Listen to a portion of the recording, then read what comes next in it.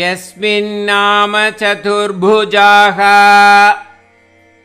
यस्मिन्नाम चतुर्भुजाः हरिमणि हरिमणि श्यामावदातत्विषो श्यामावदातत्विषो नानाभूषण नानाभूषण रत्नदीपितदिशो रत्नदीपितदिशो राजद्विमानालयाः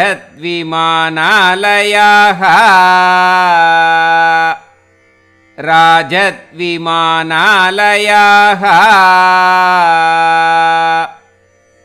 भक्तिप्राप्त भक्तिप्राप्त तथा विधोन्नतपदाः तथा विधोन्नतपदाः दीव्यन्ति दिव्याजनाः दीव्यन्ति दिव्याजनाः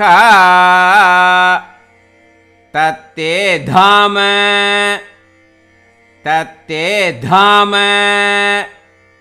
निरस्तसर्वशमलम् निरस्तसर्वशमलम् वैकुण्ठरूपं जयेत् वैकुण्ठरूपं जयेत्.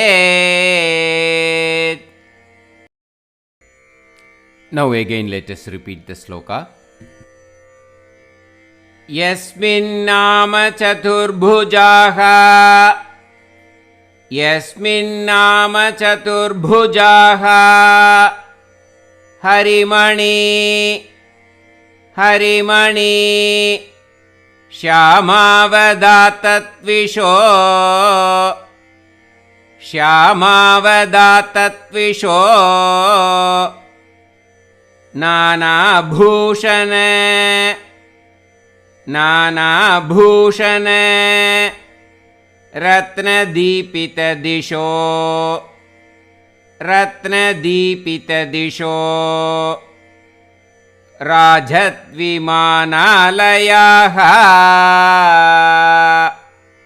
राजद्विमानालयाः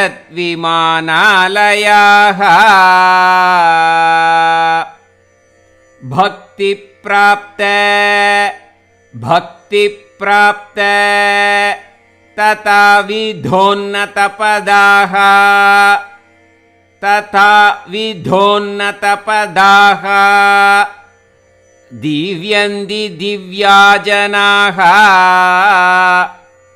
दीव्यन्ति दिव्याजनाः तत्ते धाम तत्ते धाम निरस्तसर्वशमलम् निरस्तसर्वशमलम् वैकुण्ठरूपं जयेत् वैकुण्ठरूपं जयेत्. Now let us chant line by line slowly. यस्मिन्नाम चतुर्भुजाः हरिमणि श्यामावदातत्विषो यस्मिन्नाम चतुर्भुजाः हरिमणि श्यामावदातत्विषो नानाभूषण रत्नदीपितदिशो राजद्विमानालयाः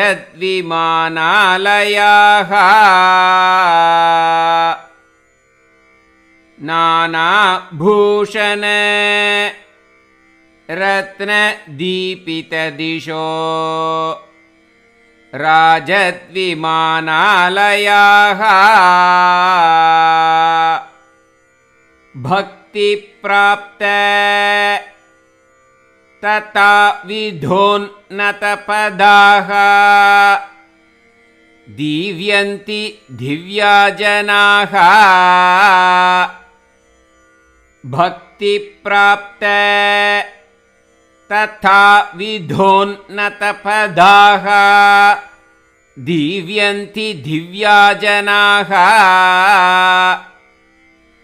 तत्ते धाम निरस्तसर्वशमलं वैकुण्ठरूपं जयेत्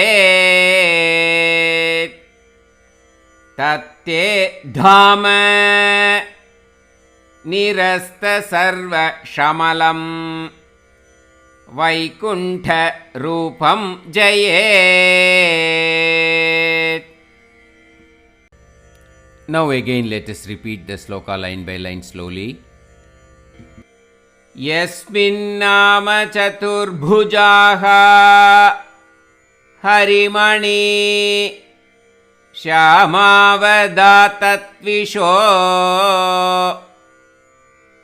यस्मिन्नाम चतुर्भुजाः हरिमणि श्यामावदातत्विषो नानाभूषण रत्नदीपितदिशो राजद्विमानालयाः नानाभूषण रत्नदीपितदिशो राजद्विमानालयाः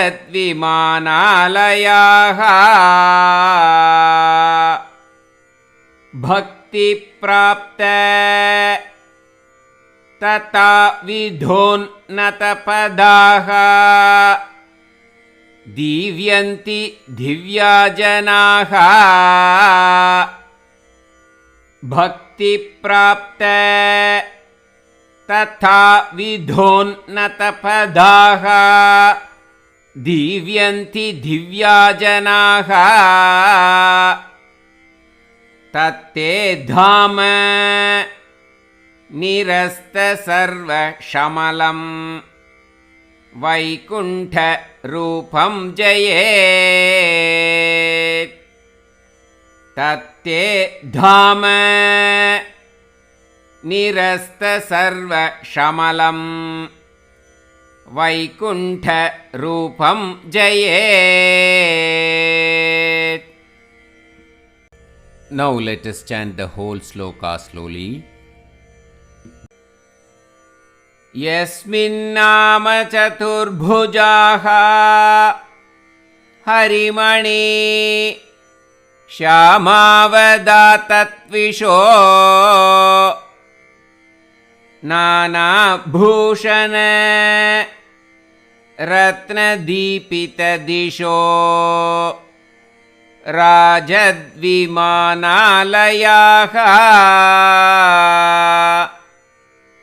भक्तिप्राप्त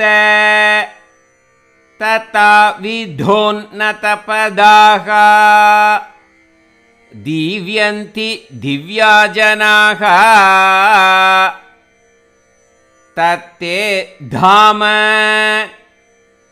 निरस्तसर्वशमलं वैकुण्ठरूपं जयेत्.